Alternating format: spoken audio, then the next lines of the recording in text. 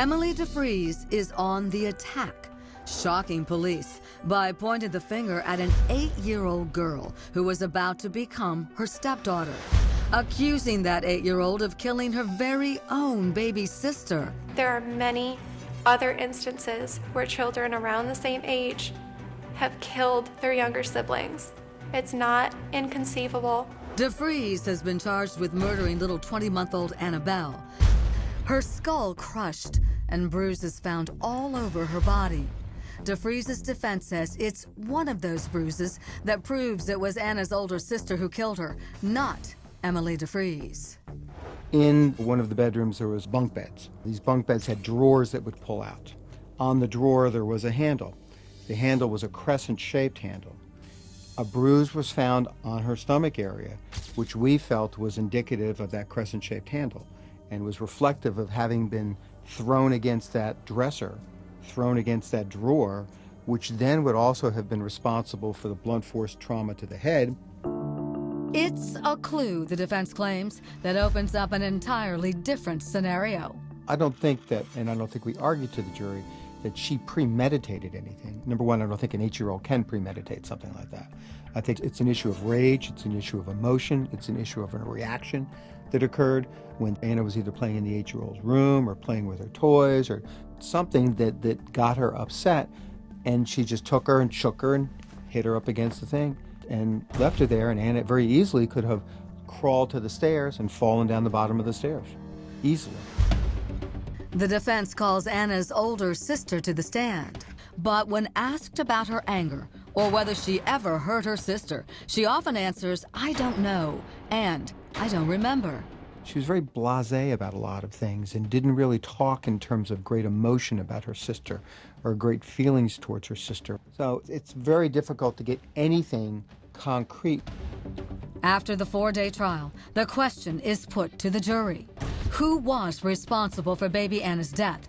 24-year-old Emily or Anna's 8-year-old sister? We thought that we had put a lot of these pieces of the puzzle together to be able to focus the attention on the 8-year-old. But that's a very difficult thing to a jury.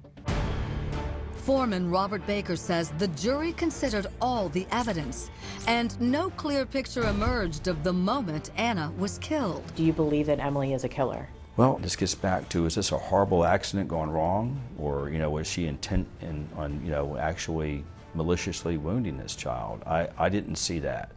Less than a day later, the 12 men and women render a verdict. And despite some doubt, Emily Defries is found guilty of second-degree murder.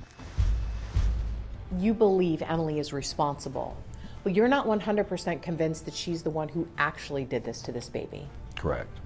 You're just not sure exactly how this happened, and that is the question. That was the biggest question for me. Is trying to figure that out. I would like to have an easy answer, and there wasn't one. But ultimately, I think Emily's responsible for the safekeeping of that child, and it didn't happen. That alone may have sealed Emily's fate. Under the law, her being the only adult in the house is sufficient for the jury to find that she's responsible for the offense.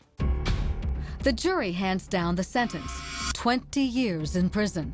It could have been 40.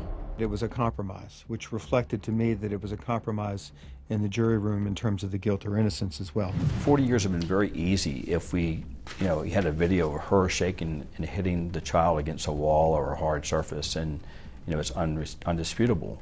But that wasn't the case. So the doubt crept in. I think that's where we resolved to the 20 years. It was almost a year for every month that the child was alive.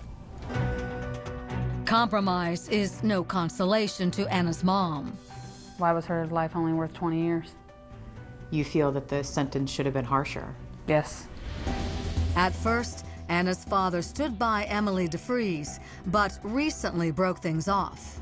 Just 1 year into a 20-year sentence, Emily is still fighting to clear her name. Attorney Eric Korsland thinks she may have a chance. He's leading a team to appeal her conviction. I think in this case, the tragedy just really overshadowed her presumption of innocence. We shouldn't convict somebody and deprive them of their liberty for 2 decades because it's possible she could have done this.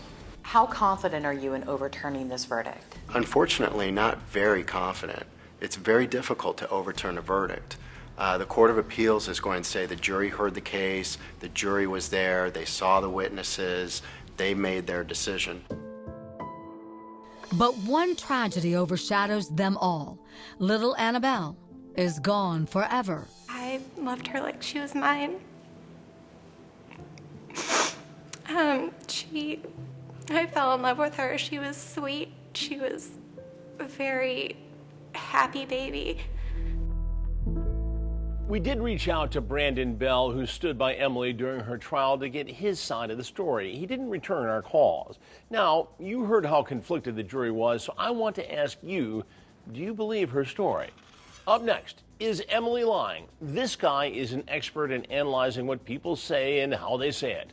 We'll hear his take on whether or not he thinks Emily committed this horrible crime. That's next.